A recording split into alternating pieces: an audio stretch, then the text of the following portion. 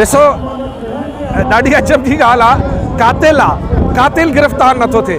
हिन मुल्क में इंसाफ़ जो वॾे में वॾो तक़ाज़ो ही आहे त या त इहा इंतिज़ामिया चवे, या त इहा पुलिस चवे, या त उहे इदारा चवनि त हू कातिल न आहे त असां हुनजी गिरफ़्तारी जो मुतालबो न कयूं। बाबा कातिल आहे त पोइ गिरफ़्तारी जो मुतालबो कहिड़ो आहे? कातिल खे त गिरफ़्तार थियणु घुरिजे। कानून आहे पाकिस्तान में, को कानून आहे या न आहे?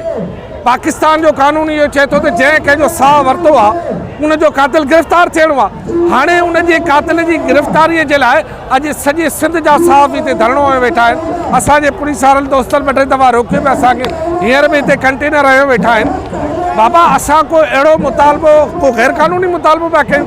असां को ट्रक लाहिण जी मुतालबो कयो आहे? असां का रेल किराइण जी ॻाल्हि कई आहे? सिधी ॻाल्हि कई आहे त जान मोहम्मद मार जे कातिलनि खे गिरफ़्तार कयो। सादो मुतालबो आहे, उनखे गिरफ़्तार करे अचो, असां घर था हलूं। एहतजाजी तहरीक जारी रहंदी। अॼु टोकन धरणो हो, PFU जे तरफ़ां धरणो, असां सभु हुन में साफ़ शरीक थिया आहियूं। CM हाउस ॾाढो इहो एहतजाज हो। शहीद जान मोहम्मद जा कातिल गिरफ़्तार नथा थियनि, शर्म जहिड़ी ॻाल्हि आहे। निगरान हुकूमत पुलिस लाइ शर्म जहिड़ी ॻाल्हि आहे त 12 किलोमीटर परे अगरि कचो आहे सखर खां, ओसि ताईं पुलिस नथी पहुचे। 3 महीना गुज़री चुका आहे। असांजो पुरज़ोर इहो ई मुतालबो आहे, वाज़े पॉलिसी बि आहे त शहीद जान मोहम्मद जा कातिल गिरफ़्तार कयो फौरी तौर ते। कातिल गिरफ़्तार न थींदा, इहा तहरीक जारी रहंदी। उहो क़ौमी असेंबली हुजे, सेनेट हुजे, किथे जो बि इदारा हुजनि, ओसि ताईं एहतजाज कबा, धरणा आणिबा। ऐं शहीद जान मोहम्मद वारो जेको मैसेज आहे, जेको पैगाम आहे, त हू जेको उनजो कलम आहे, उहो कलम आहे जेको, उहो उनजो आवाज़ु असांजो बुलंद रहंदो। उन्हनि धाड़ेलनि, उन्हनि क्रिमिनल्स ख़िलाफ़ु असां आवाज़ु बुलंद रखंदासीं ऐं असांजो एहतजाज उन वक़्त ताईं जारी रहंदो जेसि ताईं इहे रहज़न कातिल दहशतगर्द। ॾिसो ही सरकार जेका आहे, ही सरकार या हिन खां अॻूणी सरकार जेका आहे, उहा सरकारूं जेके बि आहिनि उन्हनि जो आवाम खे तहफ़ुज़ ॾियण में किरदारु जेको आहे उहो काफ़ी मायूस कंदड़ आहे। ऐं कातिल मौजूदु आहिनि, कातिल पाण ॿुधाइनि पिया त असां मारियो आहे, पर उन बावजूद ही गिरफ़्तार नथा करे सघनि। इन मतिलबु आहे सरकार नाइल आहे, सरकार जी नीयत न आहे। सरकार अमुन अमान खे ठीकु करण में दिलचस्पी नथी रखे, जंहिंजो न त ही त कातिल गिरफ़्तार करण को एॾो मसइलो न आहे।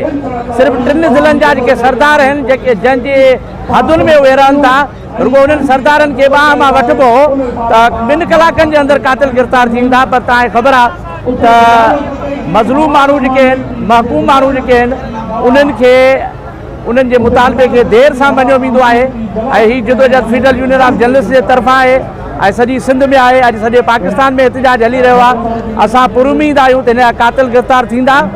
कातिल गिरफ़्तार इन जे लाइ नथा थियनि त कातिल असांजे बासर, सरदारी, भोतारकी ऐं जागीरदार तबिके जे पनाह में आहे। ऐं हीउ उहो तबिको आहे जंहिंखां हुकुमरान बि ख़ाइफ़ रहंदा आहिनि, जंहिंखां पुलिस बि डिॼंदी आहे। उनजो सबबु इहो आहे त ज़िले जो SSP हुजे या SHO हुजे, मुख़्तियारकार हुजे या असिस्टेंट कमिश्नर हुजे, DC हुजे या कमिश्नर हुजे, इहे समूर जेके पोस्टिंगूं आहिनि इन्हनि सरदारनि जे इजाज़त सां थियनि थियूं। ऐं जॾहिं सरदार जे आॾो जान मोहम्मद शहीद जहिड़ा बहादुर ऐं निडर सहाफ़ी आवाज़ बुलंद कंदा, हक़ जी ॻाल्हि कंदा, इंसाफ़ जी ॻाल्हि कंदा, पीड़ियल तबिके जो आवाज़ बणिजी ऐवाननि ताईं पहुचाईंदा, त यकीनन उहे अख में कन हूंदा। ऐं उन्हनि खे इहा ॻाल्हि क़बूल न हुई। इन जे करे हिकिड़े दिलेर सहाफ़ी जान मोहम्मद महर खे शहीद कयो। उनजी शहादत त फिज़िकली थी आहे, पर उनजी ॿी शहादत ही हुकूमती बेहसी आहे। निगरान सरकार जेके अॼु हिते एहतजाज रोकण जे लाइ इंतज़ाम कया आहिनि, जेकॾहिं हिन जा 50% इंतज़ाम कातिलनि जी गिरफ़्तारी करे हा त अॼु असां हिते एहतजाज में नज़र न अचो आहे। पर इहा हिन जी भुल आहे, कातिल जी भुल आहे त हू सम्झे थो हीउ खून बि उनखे फबी वेंदो, हज़म थींदो। पर अॼोकी हीअ एहतजाज जी जेका कॉल हुई, इन जी इहा शुरूआत आहे त कातिलनि जी गिरफ़्तारी ताईं हीअ एहतजाज जारी रहंदो। सिंध ग्लोबल नेटवर्क जी महिरबानी। जीअं त तव्हांखे ॿुधाईंदा हलूं त 3 महीना गुज़री चुका आहिनि। शहीद जान मोहम्मद महर सखर जो न पर सॼी सिंध जो, पूरे पाकिस्तान जो हिकु बहादुर बेबाक सहाफ़ी हुयो। उनखे हिकु बेरहमाना शहीद कयो वियो। पर सिंध हुकूमत अगूर निंड में सुतल आहे। 3 महीननि खां सहाफ़िन खे, उनजे वारसनि खे जेको आहे हुकूमत डटा ॾींदी थी रहे त असां उनजा कातिल गिरफ़्तार कंदासीं। पर हिन महिल ताईं उनजा जेके असल कातिल आहिनि उहे गिरफ़्तार नथा कया वञनि। उन्हनि कातिलनि जा वीडियो बयान जारी थिया आहिनि। उन्हनि पाण उन ज़िम्मेवारी खे क़बूल कयो आहे। पर उनजे बावजूदि असांजी सिंध हुकूमत बेवस बणियल आहे। ग़रीबनि जे घरनि ते चढ़ाई करे, पुलिस ईअं ग़रीबनि जे घरनि ते चढ़ाई थी करे ॼण हू वॾा धाड़ेल आहिनि। पर जेके असल कातिल आहिनि, असल दहशतगर्द आहिनि, उहे उन्हनि खां अखियुनि खां वांझियल आहिनि।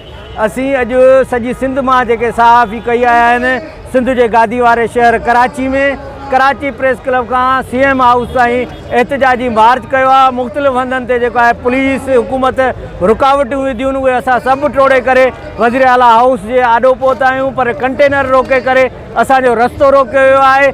जिते असांजो रस्तो रोकियो आहे उते असीं एहतजाजी धरणो आयो आहे ऐं सिंध हुकूमत खां मुतालबो कयो आहे त शहीद जान मोहम्मद खे बेगुनाह क़तल कयो वियो आहे, शहीद कयो वियो आहे। उन जा कातिल 3 महीननि खां आज़ादु फिरी रहिया आहिनि। वीडियो बयाननि ज़रिए उन जे वारसनि खे धमकियूं ॾेई रहिया आहिनि।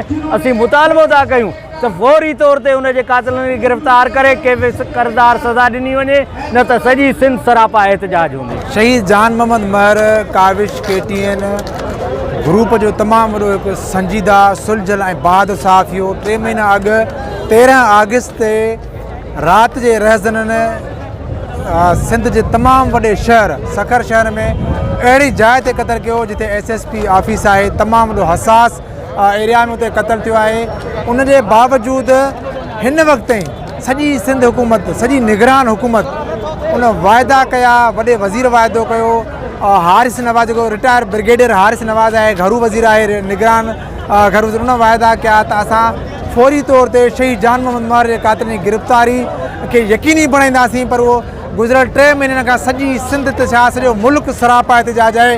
उन्हनि रहज़ननि कातिलनि जिन्हनि सरेआम अची चयो आहे त असीं जान मोहम्मद महर खे क़तल कयो आहे, उन्हनि मञियो आहे। उनजे बावजूदि शहीद जान मोहम्मद महर जे कातिलनि खे गिरफ़्तार नथो कयो वञे। असीं इहे सम्झूं था त किथे न किथे अहिड़ा माण्हू शहीद जान मोहम्मद महर जे क़तल में मुलविस आहिनि जेके सिंध हुकूमत खे ऐं उन्हनि सखर इंतज़ाम खे रोकनि था त कातिलनि जी गिरफ़्तारी खे यकीनी न बणायो वञे।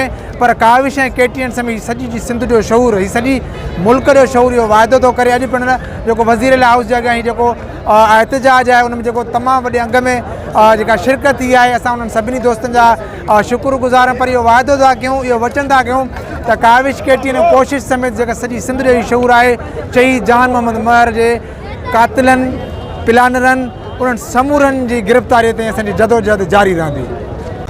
13 अगस्त ते बेगुनाह क़तल कयो वियो ऐं कोई उनजो ॾोह बि न हो, को उनजो कोई झेड़ो बि न हुयो। पर पोइ बि इहा सहाफ़त जो क़तल कयो वियो आहे। ईअं सम्झो जान मोहम्मद महर खे न शहीद कयो वियो आहे, असां सभिनी खे क़तल कयो वियो आहे। जान मोहम्मद महर शहीद जेको तमामु ज़बरदस्त सहाफ़ी बि हुयो, तमामु बहितरीनु इंसान बि हुयो ऐं हूअं बि हिकु इंसान जो क़तल पूरी इंसान जो क़तल हूंदो आहे। पर सहाफ़ी जान मोहम्मद महर जी शहीद खे जिन कातिलनि क़तल कयो, उन्हनि जी सॼी ख़बर बि आहे पुलिस खे त उहे किथे वेठा आहिनि, केरु आहिनि, पर पोइ बि उन्हनि खे गिरफ़्तार नथो कयो वञे। अॼु 3 महीना थी विया आहिनि, 100 ॾींहं खां मथे थी विया आहिनि, उनजा कातिल गिरफ़्तार नथा थियनि। अॼु असां सभु हिते वज़ीर आला हाउस जे ॿाहिरां एहतजाजी धरणो हणी वेठा आहियूं, सहाफ़ी बिरादरी सां गॾु आहियूं त जेसीं ताईं जान मोहम्मद महर जा कातिल गिरफ़्तार न थींदा, फांसीअ जे फंदे ताईं न पहुचंदा, तेसीं ताईं असांजो एहतजाज जारी रहंदो।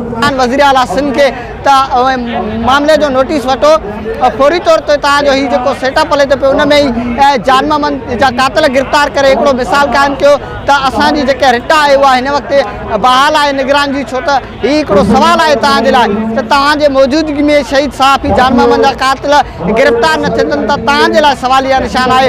उन खां पोइ जेको आहे सो चूंडियूं थींदियूं, उन खां पोइ जेको आहे सो जेका चूंडियल हुकूमत हूंदी उहा थी गिरफ़्तार करे त हू क्रेडिट खणी वेंदी। उन खां बहितर आहे त पहिरियां निगरान सेटअप खे इहो क्रेडिट खणणु खपे।